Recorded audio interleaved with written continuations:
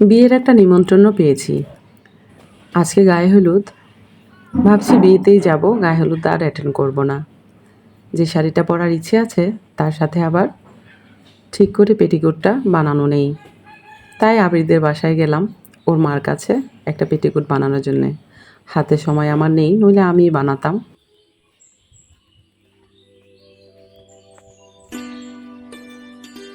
এটা আমার বাড়ির পিছনটা। ওই যে দেখছেন, ওইটা আমার বিল্ডিংটা। নিচে থেকে ঠিক এরকম দেখা যায়।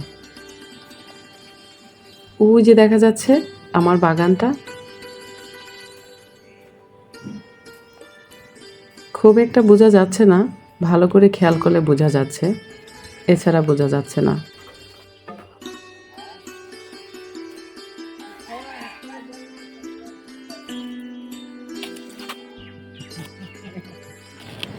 আজকে ভাবছি কচু তরকারি রান্না করব। তাই বাহিরের বাগান থেকে কিছু কচুর ডোকা নিয়ে নিচ্ছি। কচুটা আমি রান্না করব তেঁতুলের টক দিয়ে। আমার কাছে খুব ভালো লাগে। ঠিক কচুর তরকারি না, কচুর আচার বলতে পারেন। আমার খুবই পছন্দ।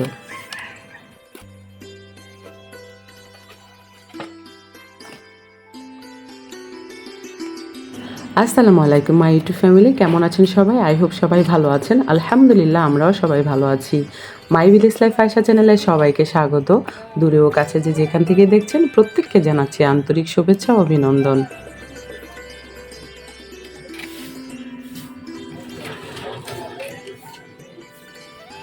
এই মুহূর্তে যারা আমার ভিডিওটি ওয়াচ করছেন আর ভুলে গিয়েছেন একটি লাইক দিতে, প্লিজ একটি লাইক দিয়ে ভিডিওটি কন্টিনিউ করবেন।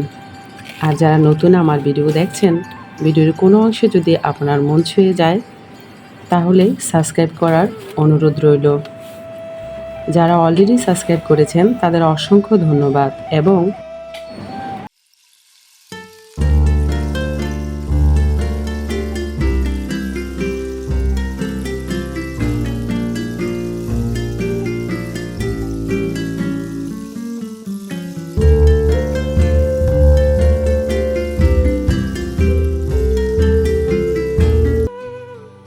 বাহিরের বাগানটা যতই আমি দেখি মুগ্ধ হয়ে যাই, জানেন।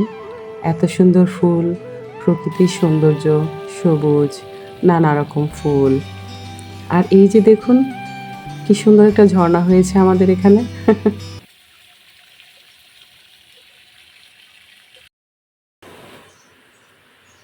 অনেকে অনেকভাবেই কচুটা রান্না করে থাকেন। আমি যেভাবে রান্না করি সেটা দেখাচ্ছি। প্রথমে কচুটা তো বয়েল করে নিয়ে ব্লেন্ড করে নিয়েছি। পেঁয়াজ আর রসুনের সাথে সামথিং আদা দিয়ে দিলাম। দেখতেই পাচ্ছেন কতটা অল্প। একটু হলুদের গুঁড়া, একটু মরিচের গুঁড়া দিয়ে ভালো করে কষিয়ে নিয়েছি। পেস্ট করে রাখা যে কচুটা ছিল এই পর্যায়ে এসে সেটা ঢেলে দিলাম। হালকা একটু গাঢ় হয়ে যাওয়ার পরে সামথিং এলাচের গুঁড়া দিয়ে নিলাম। আপনারা গোটা এলাচও দিতে পারেন, যেহেতু আমার কাছে গুঁড়ো করেছিল সেজন্য 1 চিমটি দিয়ে দিলাম। এই পর্যায়ে এসে তেঁতুল দিয়ে দিলাম। তেঁতুলটা অপশনাল, আপনারা দিতেও পারেন, নাও দিতে পারেন। যেহেতু আমার তেঁতুলের টকটক ভালো লাগে সেজন্য আমি দিয়েছি। ভালো করে দেখেন শুকিয়ে নিয়েছি।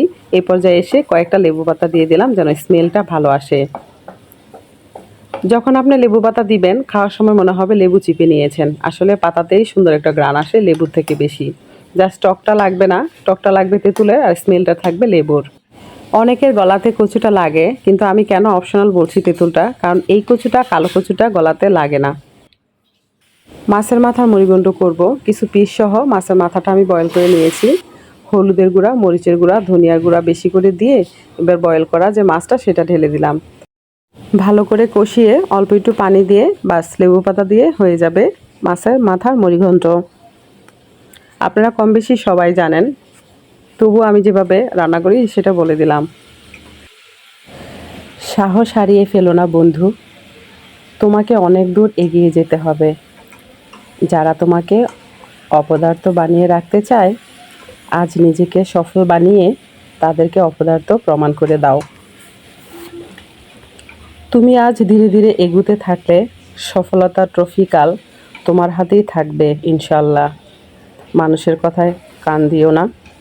যারা তোমাকে নিয়ে বাজে কথা বলছে, কাল তোমার সফলতা দেখে তারাই হাতে আবার তালি মারবে। সহজে পাওয়া জিনিসটা কেউ মূল্যায়ন করে না। জিতে যাবার মজাটা তো তখনই হবে যখন সবাই হেরে যাওয়ার দৃশ্য দেখার অপেক্ষায় থাকবে। কষ্ট আসুক, দুঃখ আসুক, জীবনে হাজারো বাধা আসুক, তুমি প্রতিনিয়ত এগিয়ে চলো। দেখে নিও, দিন শেষে তুমি সবার সামনে দাঁড়িয়ে থাকবে। নেশা করো না বন্ধু, তুমি নিজেই একটা নেশা হয়ে যাও, যাতে করে তোমাকে ব্যবহার করে স্বার্থপর মানুষগুলো ধ্বংস হয়ে যায়। তোমাকে নিয়ে মানুষ সমালোচনা করলে মন খারাপ করো না, কারণ সমালোচনা আর আলোচনার যোগ্য সবাই হতে পারে না। আমি যখন খাচ্ছিলাম, জেসমিন তুমি লাইভে ছিলে, তোমাকে আমি বলছিলাম তুমি কি খাবে কচি তরকারি? এই দেখো আমি খাচ্ছি, অসাধারণ হয়েছে খেতে। বোন তোমাকে তো আমি দিতে পারবো না, তবে বাসায় রান্না করে এমন করে খেয়ে দেখো, খুবই মজা হয়।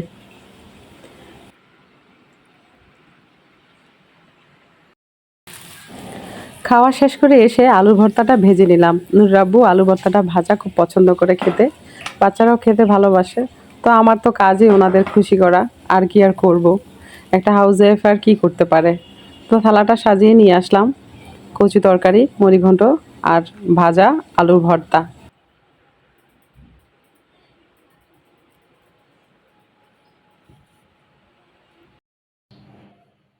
এই যে মাছগুলো এখন রেখেছে নুরের আব্বু, এই মাছটার নাম আমি জানি না। এটা তো জানি বেলে মাছ, অনেক মাছের নামই আমি জানি না। চুপি চুপি গেলাম মেয়ের রুমে, যে দেখি কি সুন্দর আলপনা করছে দেখুন, ভারী মিষ্টি লাগছে দেখতে। মেয়ে আমার ভয় পেয়ে গেছে, কারণ ও আমাকে দেখেনি যেতে। কিছুক্ষণ বাদে ও নিয়ে আসলো সম্পূর্ণ কালারটা করে। মাশাল্লাহ, কত সুন্দর হয়েছে দেখুন। আমার মেয়ে যে এত সুন্দর কাজ জানে আমি নিজেই জানতাম না। অনেক ভালো লেগেছে। কিছুক্ষণ আগে দেখেছি মোবাইলে কী সব দেখছে, হয়তো আলপনা মিলাচ্ছে। যাই হোক, ভারী মিষ্টি হয়েছে দেখতে। আপনারাও জানাবেন কেমন হয়েছে দেখতে, তাহলে আমার মেয়ে খুশি হবে। কিছুটা সময় আমার জন্য দিচ্ছি, ভালো লাগছে না, রাজ্যের চিন্তা ভাবনা করছি আর এই নাটকটা দেখছি।